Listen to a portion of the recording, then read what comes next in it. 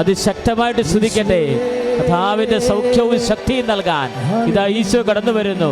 തളർവാദയെ സുഖപ്പെടുത്തിയ ദൈവം, മരിച്ചവരെ ഉയർപ്പിച്ച ദൈവം യേശുവേ എന്ന് വിളിക്കട്ടെ. യേശുവേ ഹല്ലേലൂയ ഹല്ലേലൂയ യേശുവേ സ്തുതിക്കട്ടെ. ഹല്ലേലൂയ ഹല്ലേലൂയ ഹല്ലേലൂയ ഹല്ലേലൂയ ഹല്ലേലൂയ. സ്തുതിച്ച് പ്രാർത്ഥിക്കട്ടെ.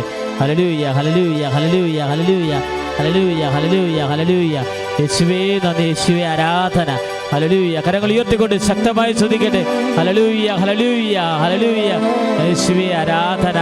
കർത്താവായ ദൈവമേ, കൃപാസനൻ ആദ്യ ഞായറാഴ്ച കൂട്ടായ്മയില്, ഉടമ്പടി പ്രാർത്ഥനയില്, ദമ്പതി പ്രാർത്ഥനയില് വന്നു ചേർന്ന മക്കളെ മുഴുവനും ദിവ്യകാരുണ്യ ഈശോയെ അങ്ങേക്ക് സമർപ്പിക്കുകയാണ്. കൃപാസനത്തിൽ പ്രത്യക്ഷയായ പരിശുദ്ധമ്മയുടെ മുന്നിൽ ഉടമ്പടി ചെയ്ത് പ്രാർത്ഥിച്ച മക്കള് അവരെയും സമർപ്പിച്ച് പ്രാർത്ഥിക്കുന്ന കർത്താവേ, ഹല്ലേലൂയ ഹല്ലേലൂയ ഹല്ലേലൂയ ഹല്ലേലൂയ ഹല്ലേലൂയ ഹല്ലേലൂയ ഹല്ലേലൂയ ഹല്ലേലൂയ ഹല്ലേലൂയ ഹല്ലേലൂയ.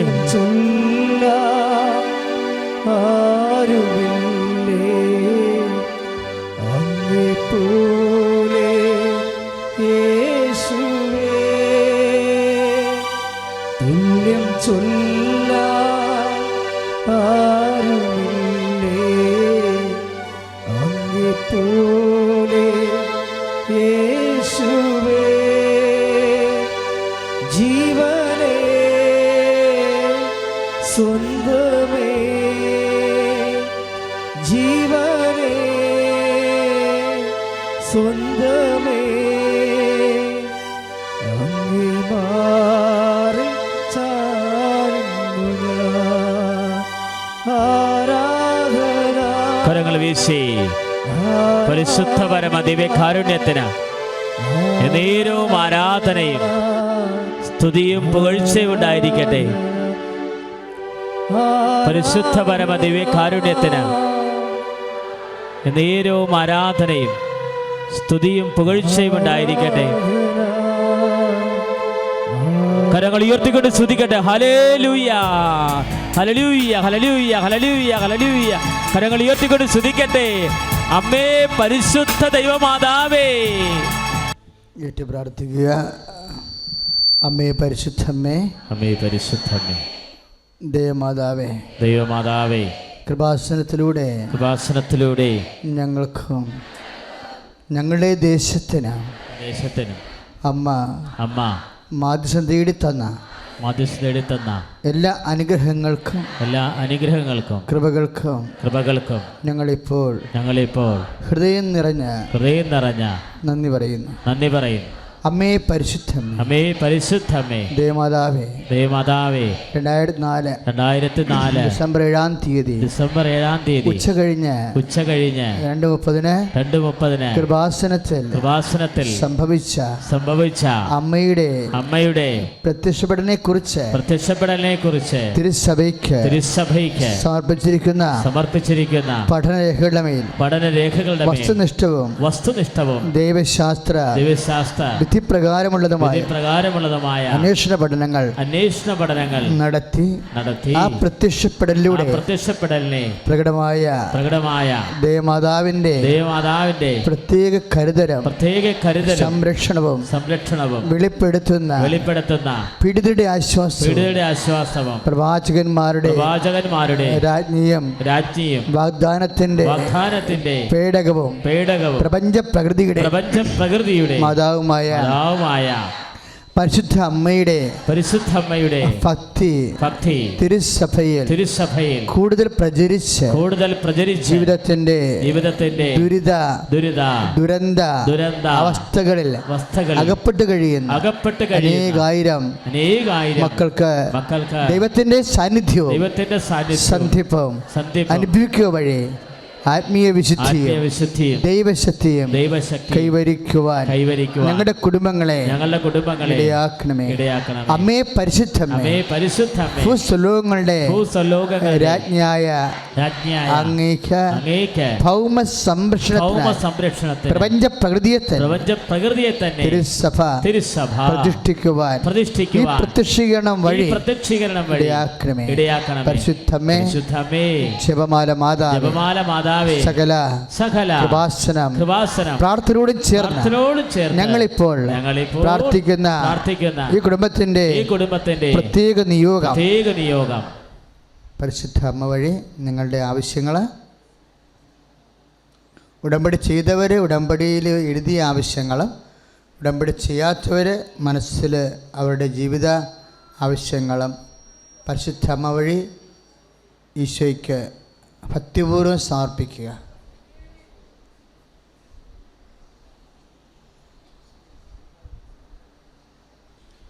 അമ്മയുടെ പ്രത്യക്ഷീകരണത്തിന്റെ അനുഗ്രഹവേളയിൽ ഞങ്ങൾക്ക് സാധിച്ചു തരുവാൻ കനിയണമേ. സ്തുതിയുടെ ഹല്ലേലൂയ. കരങ്ങൾ ഉയർത്തിക്കൊണ്ട് സ്തുതിക്കട്ടെ. ഹല്ലേലൂയ. കൈകൾ ഉയർത്തിക്കൊണ്ട് സ്തുതിക്കട്ടെ. അമ്മേ പരിശുദ്ധ ദൈവമാതാവേ. പ്രിയമുള്ളവരെ, കർത്താവ് എപ്പോഴും ചോദ്യങ്ങൾ ചോദിച്ചാണ് നമ്മളെ വളർത്തണത്. കർത്താവ് ഇപ്പം നമ്മൾ പരീക്ഷയ്ക്ക് എന്നാ സംഭവിക്കണത്? ചോദ്യങ്ങളല്ലേ ചോദിക്കണത്, ഇല്ലേ? പരീക്ഷയ്ക്ക് നമ്മൾ കുറേ പഠിച്ച് കഴിയുമ്പോൾ ഒരു പരീക്ഷ വരും. ഓണപ്പരീക്ഷ, ക്രിസ്മസ് പരീക്ഷ, അപ്പോൾ പിന്നെ എന്നാ പരീക്ഷ? വലിയ പരീക്ഷ. തൃശ്ശൂർക്കാരൊക്കെ വേറെ എന്നാ വരാ പറയണത് വലിയ പരീക്ഷയ്ക്ക്. അപ്പോൾ ഇങ്ങനെ ഇതുപോലെ നമ്മളുടെ ജീവിതത്തിലും 3 പരീക്ഷകളുണ്ട്. ഓണപ്പരീക്ഷ ഉണ്ട്, ക്രിസ്മസ് പരീക്ഷ ഉണ്ട്, ആണ്ട് പരീക്ഷ ഉണ്ട്. ഓണപ്പരീക്ഷ എന്ന് പറഞ്ഞാൽ വിശ്വാസത്തിൻ്റെ പരീക്ഷയാണ്. ക്രിസ്മസ് പരീക്ഷ ശരണത്തിൻ്റെ പരീക്ഷയാണ്. ആണ്ട് പരീക്ഷ സ്നേഹത്തിൻ്റെ പരീക്ഷയാണ്. ആണ്ട് പരീക്ഷയെക്കുറിച്ചാണ് പത്രോസ് ചോദിക്കുന്നത്. ശമയോൻ ബാർച്ചോന, യോനായുടെ പുത്രനായ ശമയോനെ, നീ ഇവരെക്കാൾ അധികമായി എന്നെ സ്നേഹിക്കുന്നുവോ? അതാണ് ആണ്ട് പരീക്ഷ. അവസാനത്തെ ചോദ്യമാണ്. അതിന് മുമ്പ് ഒരു ചോദ്യം ചോദിച്ചായിരുന്നു. ഓണപരീക്ഷയ്ക്കൊരു ചോദ്യം ചോദിച്ചായിരുന്നു. എന്താ ചോദിച്ചത്? ശമയോനെ, നീ ഇവരെക്കാൾ അധികമായി എന്നെ വിശ്വസിക്കുന്നുവോ? ക്രിസ്മസ് പരീക്ഷയ്ക്ക് കർത്താവ് ഒരു ചോദ്യം ചോദിച്ചായിരുന്നു. ശമയോനെ, നീ ഇവരെക്കാൾ അധികമായി എന്നെ ശരണപ്പെടുന്നുവോ? കാരണം എന്താ? ദൈവത്തിൽ നമ്മൾ വളരണത് 3 കാര്യങ്ങൾക്ക് മറുപടി പറഞ്ഞുകൊണ്ടാണ്. വിശ്വാസത്തിന്, ശരണത്തിന്, ദൈവസ്നേഹത്തിന്. കൈ അടിച്ച് കർത്താവ്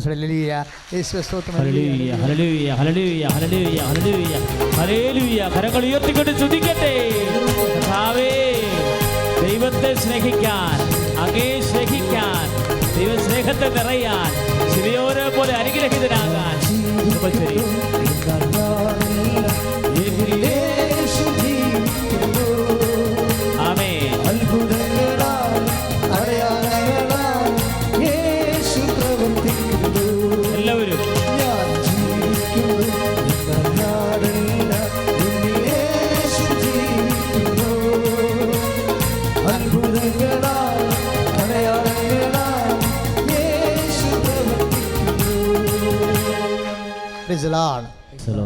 എൻ്റെ പേര് നവ്യ, ഇതെൻ്റെ ഹസ്ബൻഡ് ജോൺ, എൻ്റെ മോൻ റോയൽ. ഞങ്ങൾ വരുന്നത് ഓസ്ട്രേലിയയിലെ സിഡ്നിയിൽ നിന്നാണ്. ഞങ്ങൾക്ക് കിട്ടിയ അനുഗ്രഹങ്ങൾക്ക് മാതാവിനും ഈശോയ്ക്കും നന്ദി പറയാനും, അതുപോലെ തീർത്ഥാടനം ഉടമ്പടി എടുക്കുവാനും ജപമാല റാലി കൂടുവാനും വേണ്ടി മാത്രമാണ് അതായിരുന്നു ഞങ്ങളുടെ മെയിൻ ഉദ്ദേശം, ഞങ്ങൾ ഇങ്ങോട്ട് വരാനായിട്ട്. അപ്പോൾ അത് സാധിച്ചു. അമ്മയ്ക്കും ഈശോയ്ക്കും 1000 നന്ദി. ഞാൻ എൻ്റെ ജോലി കിട്ടിയ ഒരു സാക്ഷ്യം പറയാനാണ് ആഗ്രഹിക്കുന്നത്. എനിക്ക് ജോലി കിട്ടാൻ ഇന്ന് വരെ ഒരു ബുദ്ധിമുട്ടില്ലാത്ത ആളായിരുന്നു ഞാൻ. ഒരിക്കലും എനിക്ക് ജോലിക്ക് വേണ്ടി കഷ്ടപ്പെട്ടിട്ടില്ല ഇതുവരെയും. അങ്ങനെ ഒരു പ്രത്യേക സാഹചര്യത്തിൽ എനിക്കൊരു മോനും കൂടി ഉണ്ട്, കുഞ്ഞുമോൻ. അപ്പോൾ അവനെ നോക്കേണ്ട ഒരു അവസ്ഥയിൽ എനിക്ക് എൻ്റെ ജോലി റിസൈൻ ചെയ്യേണ്ടി വന്നു. ഞാൻ നാട്ടിൽ ഡെൻറ്റിസ്റ്റായിട്ടാണ് വർക്ക് ചെയ്തിരുന്നത്. അവിടെ പോയപ്പോൾ ഞാൻ എൻ്റെ ഫീൽഡ് മാറി. അപ്പോൾ ജോലിക്കൊന്നും എനിക്ക് ഒരു ബുദ്ധിമുട്ടും ഇതുവരെ വന്നിട്ടില്ല. അങ്ങനെ ഞാൻ റിസൈൻ ചെയ്തു. അപ്പം ഞാൻ കരുതിയിരുന്നത് 2 മാസം കഴിയുമ്പോൾ അവനെ സ്കൂളിൽ ചേർത്താം, എനിക്ക് വീണ്ടും ഒരു നല്ല ജോലിക്ക് ലോട്ട് പ്രവേശിക്കാം എന്ന് മാത്രമാണ് ഞാൻ കരുതിയിരുന്നത്. പക്ഷേ ഞാൻ വിചാരിച്ച പോലെ ഒന്നും നടന്നില്ല. അങ്ങനെ ഞാൻ ഒരു ദിവസം എൻ്റെ അമ്മ എന്നോട് പറഞ്ഞു, ഞാൻ ഇന്ന് കൃപാസനത്തിൽ പോകുന്നുണ്ട്, ഞാൻ നിനക്ക് ജോലി കിട്ടാൻ വേണ്ടി പ്രാർത്ഥിക്കാമെന്ന്. അപ്പോൾ എൻ്റെ അഹങ്കാരം കൊണ്ട് ഞാൻ പറഞ്ഞു, അമ്മ എനിക്ക് ജോലി കിട്ടാൻ വേണ്ടി പ്രാർത്ഥിക്കേണ്ട, അമ്മ പ്രാർത്ഥിച്ചാലും ഇല്ലെങ്കിലും എനിക്ക് ജോലി കിട്ടും, അമ്മ എനിക്ക് ഡ്രൈവിംഗ് ലൈസൻസ് കിട്ടാൻ വേണ്ടി മാത്രം പ്രാർത്ഥിച്ചാൽ മതിയെന്ന്. ഞാൻ അന്ന് അങ്ങനെ എൻ്റെ അറിവില്ലായ്മ കൊണ്ട് ഞാൻ മാതാവിനെ തള്ളി പറഞ്ഞു. എനിക്ക് കൃപാസനത്തെക്കുറിച്ച് ഒരറിവും ഉണ്ടായിരുന്നില്ല, അതുകൊണ്ട് പറ്റിയ ഒരു തെറ്റായിരുന്നു. അപ്പോൾ എനിക്കങ്ങനെ ഞാൻ എന്നങ്ങനെ പറഞ്ഞോ അന്ന് മുതൽ ഞാൻ ജോലി കിട്ടാതെ വിഷമിക്കുന്നതാണ്. ഞാൻ 8 മാസം ജോലിയില്ലാതെ വീട്ടിലിരുന്നു. ഞാൻ ഡിപ്രഷനിലോട്ട് പോയി. അപ്ലൈ ചെയ്യുന്ന എല്ലാം റിജക്റ്റ് ആവുമായിരുന്നു. ഒരു ഇൻ്റർവ്യൂ കോൾ പോലും വരാത്തൊരവസ്ഥയിലേക്ക് ഞാൻ എത്തി. പക്ഷേ ഞാൻ ഉടമ്പടി എടുത്തു. എനിക്ക് മനസ്സിലായി എൻ്റെ തെറ്റ് തിരുത്തി ഞാൻ ഉടമ്പടി എടുത്തു. ഞാൻ പ്രാർത്ഥനാ ജീവിതം തുടങ്ങി. കൊന്ത മുടങ്ങി കിടക്കുമായിരുന്നു ഞങ്ങളുടെ വീട്ടിൽ ഒത്തിരി കാലമായിട്ട് കൊന്തയില്ലായിരുന്നു. ഞങ്ങൾ സ്ഥിരം കൊന്ത ചെല്ലാൻ തുടങ്ങി. ആത്മീയ കാര്യങ്ങളിലെല്ലാം ഒത്തിരി ഉയർന്നു. എല്ലാ 2 ആഴ്ച കൂടുമ്പോഴും കുമ്പസാരിക്കുമായിരുന്നു. അതുപോലെ കാരുണ്യ പ്രവൃത്തികൾ, പ്രേക്ഷിത പ്രവർത്തനങ്ങൾ എല്ലാം മുടങ്ങാതെ ഞാൻ ചെയ്തിട്ടുണ്ട്. ഞാൻ അവിടെ അച്ഛൻ്റെ ധ്യാനം എല്ലാ ചൊവ്വാഴ്ചയും ഞാൻ ധ്യാനം കൂടുകയും സ്റ്റാറ്റസ് ആയിട്ട് ഷെയർ ചെയ്യുകയും ചെയ്തിട്ടുണ്ട്. ഹോംലെസ് ആൾക്കാർക്ക് ഫുഡ് മേടിച്ച് കൊടുക്കലാണ് ഞാൻ അവിടെ ചെയ്തുകൊണ്ടിരുന്നത് കാരുണ്യപ്രവൃത്തിയായിട്ട്. അപ്പോൾ ഞാനിതെല്ലാം ചെയ്തു തുടങ്ങിയതിന് ശേഷം എനിക്ക് അവിടുത്തെ ഗവൺമെൻറ്റിൽ തന്നെ ഞാൻ ഡെൻറ്റിസ്റ്റ് റിലേറ്റഡ് ഒരു ജോലി ഞാൻ ആഗ്രഹിച്ചിരുന്നില്ല. എങ്കിലും മാതാവിൻ്റെ ഒരു അനുഗ്രഹത്തോടു കൂടി ഞാൻ ആ ഒരു ഫീൽഡിലേക്ക് തന്നെ തിരിച്ചു പോയി. എനിക്ക് സിഡ്നി അവിടുത്തെ ഡെൻറ്റൽ ഹോസ്പിറ്റൽ ഗവൺമെൻറ് ജോലി തന്നെ എനിക്ക് ലഭിച്ചു, കോർഡിനേറ്റർ പോസ്റ്റായിട്ട്. അമ്മയ്ക്കും ഈശോയ്ക്കും 1000 നന്ദി. എത്ര നന്ദി പറഞ്ഞാലും മതിയാവില്ല. അത്രയേറെ എനിക്ക് സന്തോഷമായി. അതുപോലെ ഞാൻ അന്ന് ജോലി കിട്ടുമ്പോൾ ഞാൻ നിയോഗം വെച്ചിരുന്നപ്പോൾ ഞാൻ അതിലൊരു ക്ലോസ് വെച്ചിരുന്നു. എനിക്ക് ഒരു നല്ല ജോലി മാത്രം പോരാ, എനിക്ക് വർക്ക് ഫ്രം ഹോമോട് കൂടിയ ഫ്ലെക്സിബിളായ ഒരു ജോലി തന്നെ വേണമെന്ന് ഞാൻ ആഗ്രഹിച്ചിരുന്നു. ഞാനത് നിയോഗത്തിൽ എഴുതിയിരുന്നു.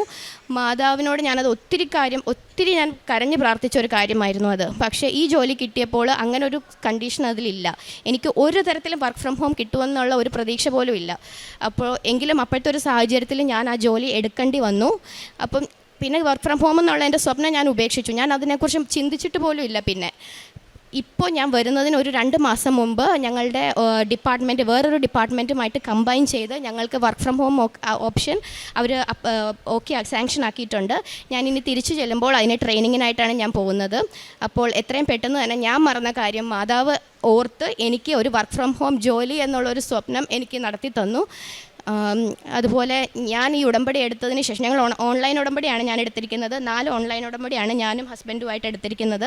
അപ്പോൾ ഉടമ്പടി എടുത്തതിന് ശേഷം 4ാമത്തെ ദിവസം മാതാവ് എൻ്റെ സ്വപ്നത്തിൽ വന്നു. അപ്പോൾ ഞാൻ ഒത്തിരി വിഷമിച്ചിരിക്കുന്ന ഒരു സമയമായിരുന്നു. ഞാൻ അത്രയും സങ്കടപ്പെട്ടിരിക്കുന്ന ഒരു സമയത്ത് മാതാവ് അത് എനിക്ക് സമയത്തിൻ്റെ ഒന്നും ഞാൻ ആ ഉടമ്പടിയുടെ തുടക്കമായതുകൊണ്ട് എനിക്ക് കാര്യമായിട്ട് ഇതിനെക്കുറിച്ചൊന്നും അറിയില്ല.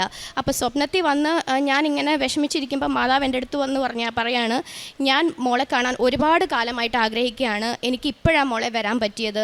അപ്പം ഞാൻ എൻ്റെ വിഷമം പറഞ്ഞ് മാതാവിൻ്റെ അടുത്ത് പറയാൻ തുടങ്ങുമ്പോഴേക്കും മാതാവ് പറഞ്ഞു, മോളൊന്നും പറയണ്ട, എനിക്കെല്ലാം അറിയാം, ഞാൻ എല്ലാം ശരിയാക്കുന്നുണ്ട്, ഞാൻ ഇപ്പോൾ പോവുക, പക്ഷേ ഞാൻ എല്ലാം ശരിയാക്കി തരുമെന്ന് പറഞ്ഞ് എനിക്ക് ഉറപ്പ് പറഞ്ഞിട്ടാണ് മാതാവ് പോയത്. എന്നിട്ടും ജോലി കിട്ടാൻ താമസം വന്നപ്പോൾ എനിക്ക് വീണ്ടും സംശയമായി. അതുപോലെ 2ാമതും മാതാവ് എനിക്ക് ഒരു ദർശനം തന്നു. അപ്പോഴും ഞാനിങ്ങനെ മാതാവിനോട് ചോദിക്കുന്നുണ്ട്, എനിക്ക് ജോലി കിട്ടാൻ വൈകിയപ്പോൾ എനിക്ക് വിഷമവും സങ്കടവും ഒക്കെ ഉണ്ട്, എങ്കിലും ഞാൻ പ്രാർത്ഥനയിൽ ഒരു മുടക്കും വരുത്തിയില്ല. ഞങ്ങൾ എല്ലാ ദിവസവും 5:30 എണീക്കും. എൻ്റെ മോനും ഞങ്ങളുടെ കൂടെ എണീറ്റ് 5:30 പ്രാർത്ഥന കൂടും. അതുപോലെ ഞങ്ങൾ എല്ലാ കാര്യങ്ങളും ഞങ്ങളെ കൊണ്ട് പറ്റുന്ന തരത്തിൽ എല്ലാം നന്നായി തന്നെ ചെയ്തു. അവസാനം ജോലി കിട്ടി. അപ്പം ഞാൻ ജോലി കിട്ടുന്നതിന് മുൻപ് എനിക്ക് ഈ സ്വപ്നത്തിൽ മാതാവിനെ കണ്ടെങ്കിലും എനിക്കൊരാഗ്രഹം, എനിക്ക് എന്തോ ഒരു വിശ്വാസക്കുറവ് അപ്പോഴും ഉണ്ടായിരുന്നു. ഞാനിങ്ങനെ മാതാവിനോട് പറയുകയാണ്, ഇത് സ്വപ്നത്തിലല്ലേ കണ്ടത്, എനിക്ക് നേരിട്ട് എന്തെങ്കിലും ഇതെൻ്റെ തോന്നലായിരിക്കുമോ, എനിക്ക് ഒന്നും കൂടി ഒരു ഉറപ്പ് നൽകണം എന്ന് ഞാൻ മാതാവിനോട് പറഞ്ഞു. അങ്ങനെ എനിക്ക് പുറം വേദനയുള്ള ആളാണ്. അപ്പം ഞാനൊരു ദിവസം പുറത്ത് മരുന്ന് പുരട്ടി ആ റൂമിൽ ഒന്നിനും എൻ്റെ പുറത്ത് പറ്റുന്ന വേദനയുടെ പെയിൻ ബാമിൻ്റെ സ്മെല്ല് മാത്രമാണ് ആ റൂമിലുള്ളത്. വേറെ ഒരു സ്മെല്ലും ആ റൂമിലേക്ക് വരാൻ ചാൻസ് ഇല്ല. അങ്ങനെ ഞാൻ ഇരിക്കുമ്പോൾ ഞാൻ ആരാധന ഇങ്ങനെ കൂടാൻ തുടങ്ങിയപ്പം പെട്ടെന്ന് ഫ്യൂ സെക്കൻഡ്സിന് എനിക്ക് സുഗന്ധാഭിഷേകം ഞാൻ പ്രതീക്ഷിച്ചിട്ട് പോലുമില്ല, കാരണം എനിക്ക് അത്ര റിയൽ ആയിട്ട് എനിക്ക് ഫീൽ ചെയ്യാൻ പറ്റി. അപ്പോൾ എൻ്റെ ഹസ്ബൻഡ് അടുത്ത് ഇരിപ്പുണ്ട്, ഞാനപ്പോൾ ചോദിക്കുന്നുണ്ട്, ജോൺ നിങ്ങൾക്ക് കിട്ടുന്നുണ്ടോ, മണം കിട്ടുന്നുണ്ടോ ചേട്ടാ? അപ്പം ആൾക്ക് കിട്ടിയില്ല, എനിക്ക് മാത്രമാണ് അത് കിട്ടിയത്. ആ ഒരു സുഗന്ധാഭിഷേകം കുറച്ച് സെക്കൻഡ്സിന് ലാസ്റ്റ് ചെയ്തു. അപ്പോൾ എനിക്കത് റിയൽ ആയിട്ട് എനിക്ക് ഫീൽ ചെയ്യാൻ പറ്റി. എങ്കിലും എൻ്റെ ഒരു ലോജിക്ക് വെച്ചിട്ട് ഞാൻ അപ്പോഴേക്കും പോയി ജനലൊക്കെ ഞാൻ നോക്കുക, ഞാൻ പുറത്തുനിന്നെങ്ങാനോ ആണോ ഈ മണം വരുന്നത് എന്ന്. പക്ഷേ ഒരിക്കലും അല്ലായിരുന്നു. മാതാവ് അപ്പം എനിക്ക് ഒരു ഫ്യൂ സെക്കൻഡ്സ് എനിക്ക് ആ ഒരു അനുഗ്രഹം അതെനിക്ക് റിയൽ ആയിട്ട് എനിക്ക് ഫീൽ ചെയ്യാൻ പറ്റി. മാതാവിനും ഈശോയ്ക്കും വീണ്ടും നന്ദി പറയുന്നു. ഞാൻ ഇന്ന് തീർത്ഥാടന ഉടമ്പടി എടുത്തിട്ടുണ്ട്. അപ്പം ഞങ്ങൾ നിയോഗങ്ങളായിട്ട് ഞാൻ അധികം കാര്യങ്ങളൊന്നും തന്നെ വെച്ചിട്ടില്ല. ഞങ്ങൾക്ക് മാതാവിൻ്റെ ആ ഒരു സാമീപ്യമാണ് ഞങ്ങൾക്ക് ഏറ്റവും അത്യാവശ്യം. ഞങ്ങൾ വേറെ മെറ്റീരിയൽ അല്ലെങ്കിൽ ഫിസിക്കൽ കാര്യങ്ങളൊന്നും അല്ല ഞങ്ങൾ ചോദിക്കുന്നത്. അച്ഛൻ എപ്പോഴും പറയുന്നത് പോലെ ഞങ്ങൾ ഹോളി സ്പിരിറ്റിൻ്റെ ബ്ലെസ്സിങ്ങിനും അതുപോലെ ഞങ്ങളുടെ ഫാമിലിക്കുള്ള പ്രൊട്ടക്ഷനും വേണ്ടി മാത്രമാണ് ഞങ്ങൾ എപ്പോഴും യാചിച്ച് പ്രാർത്ഥിക്കുന്നത്. അതുപോലെ ഞാൻ എൻ്റെ ഹസ്ബൻഡിന് കൊടുക്കാം, ആൾക്കുണ്ടായ അനുഭവങ്ങൾ ആൾ തന്നെ ഷെയർ ചെയ്യും. എൻ്റെ പേര് ജോൺ വർഗീസ്. ഞാനൊരു വൈദ്യ വിദ്യാർത്ഥിയായിരുന്നു. അപ്പം ഞാൻ മാതാവിനോട് ഓൾറെഡി ഒരു ഭക്തി മാർഗത്തിലൂടെ തന്നെയുള്ള ഒരു ജീവിതമാണ് ഞാൻ നയിച്ചുകൊണ്ടിരുന്നത്. അപ്പം എൻ്റെ വൈഫ് ഉടമ്പടി എടുത്തപ്പോൾ ഞാനതിൽ ഉടമ്പടിയിൽ ചേർന്നില്ല. തുടക്കത്തിലൊന്നും എനിക്കതിൽ വലിയ താല്പര്യം എനിക്ക് തോന്നിയില്ല. ഞാൻ കൃപാസനത്തെക്കുറിച്ച് അത്ര നല്ല ഇതൊന്നും കേട്ടിട്ടില്ല. പിന്നെ ഞാൻ ഓർത്തു ഇതൊക്കെ പലരും പൈസ ഉണ്ടാക്കാൻ വേണ്ടി ഓരോന്ന് ചെയ്യുന്നത്, അങ്ങനെ ഒരു ചിന്താഗതിയായിരുന്നു.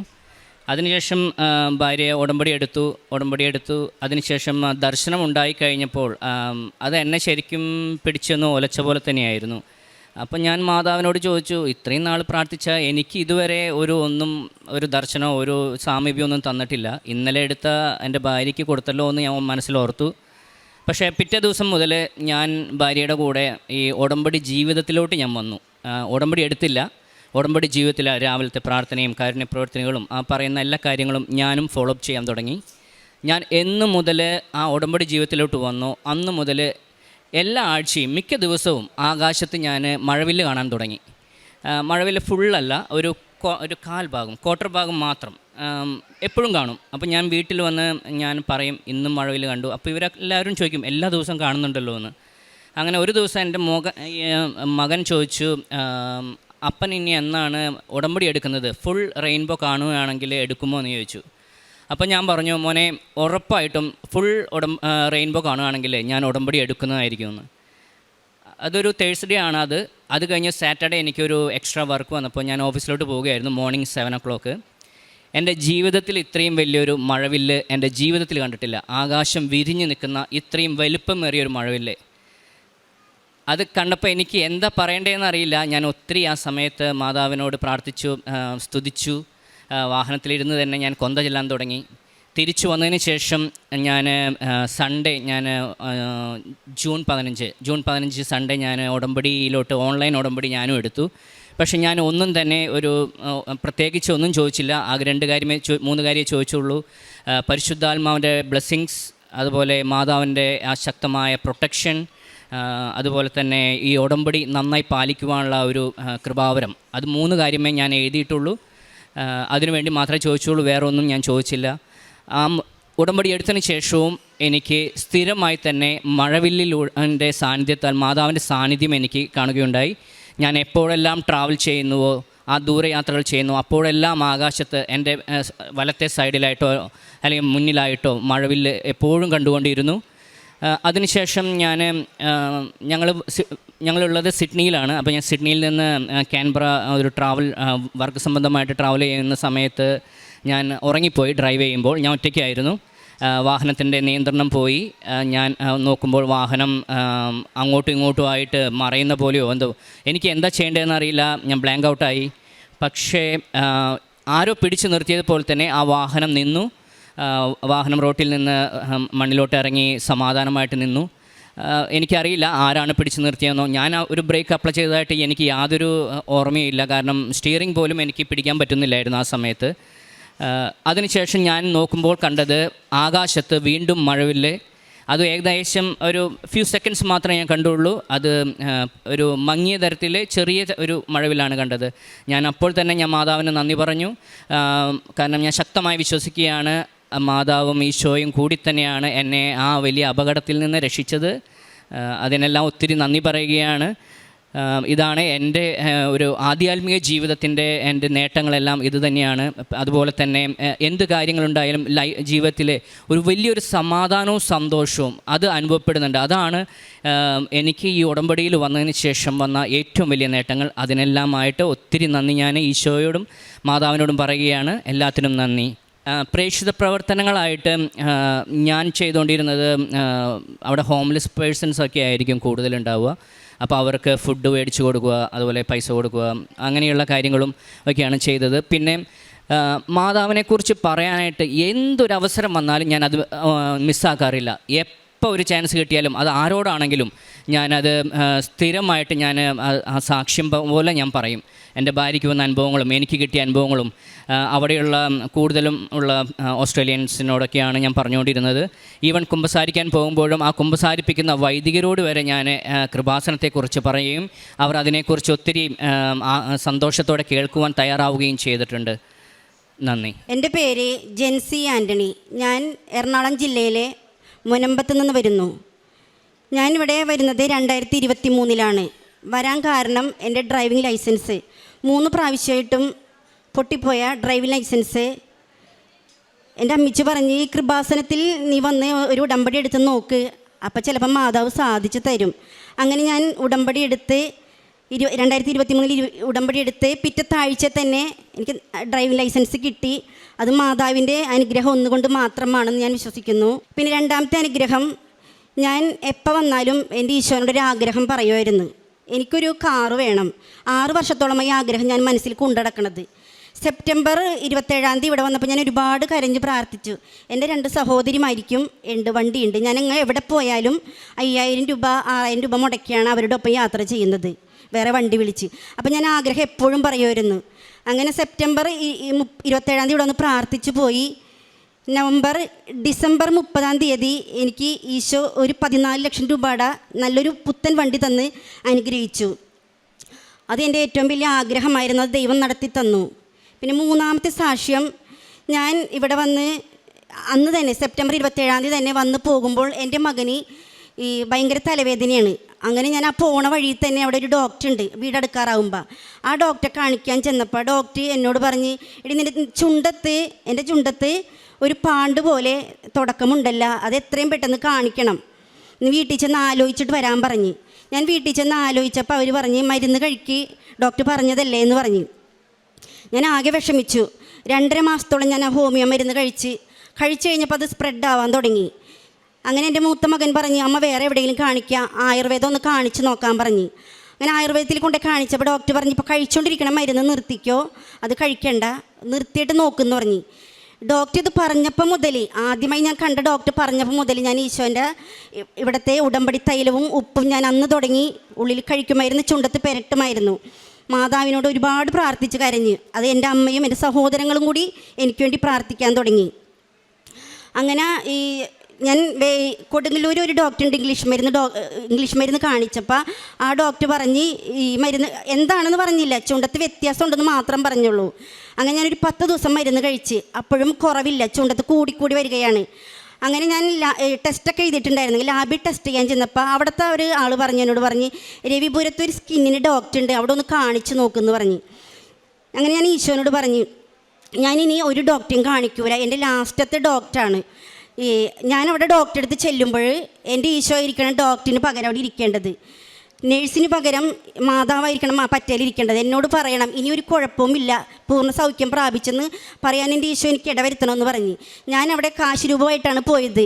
ഡോക്ടറെ അടുത്ത് കയറുന്നവരെ ഞാൻ ഈ കാശ് രൂപം വെച്ച് പ്രാർത്ഥിച്ച് വിശ്വാസ പ്രമാണം ചൊല്ലി പ്രാർത്ഥിച്ച് ഞാൻ ഇരുന്നേച്ചി. അങ്ങനെ ഡോക്ടറെ കണ്ടു കഴിഞ്ഞപ്പോൾ ഡോക്ടർ പറഞ്ഞ് ടെസ്റ്റ് ചെയ്ത് പറഞ്ഞ് ഒരു കുഴപ്പവുമില്ല, പൂർണ്ണ സൗഖ്യം ഒരു കുഴപ്പമില്ല, പാണ്ടിൻ്റേതായ ഒരു ലക്ഷണവും ഇല്ല, കഴിച്ചുകൊണ്ടിരുന്ന മരുന്ന് നിർത്തിക്കോളാൻ പറഞ്ഞ്. അപ്പം ഞാൻ ഡോക്ടറോട് പറഞ്ഞു, ഞാൻ വീട്ടിൽ നിന്ന് ഇറങ്ങിയപ്പോൾ ഡോക്ടറെ ഞാൻ പ്രാർത്ഥിച്ചിട്ടാണ് പോകുന്നത്, ഡോക്ടറിൻ്റെ സ്ഥാനത്ത് ഈശോയായിരിക്കണേ, ഞാൻ ഡോക്ടറോട് പറഞ്ഞതാണ്. അപ്പോൾ ഡോക്ടർ ചിരിക്കണമായിരുന്നു. അപ്പോൾ ഡോക്ടർ പറഞ്ഞ് കുഴപ്പമൊന്നുമില്ല. ഞാൻ പറഞ്ഞു എനിക്ക് ഒന്നും കൂടി സംശയമുണ്ട്, ഡോക്ടർ ഒന്നും കൂടി നോക്കാൻ പറഞ്ഞ്. അങ്ങനെ ഡോക്ടർ ലൈറ്റൊക്കെ ഓഫ് ചെയ്ത് ടോർച്ച് അടിച്ച് നോക്കിയിട്ടും പറഞ്ഞ് ഇല്ല ഒരു കുഴപ്പമില്ല, വറീഡാവണ്ട, ഒരു കുഴപ്പം കഴിച്ചുകൊണ്ടിരുന്ന വെച്ചാൽ മരുന്ന് നിർത്തിക്കോളാൻ പറഞ്ഞ്.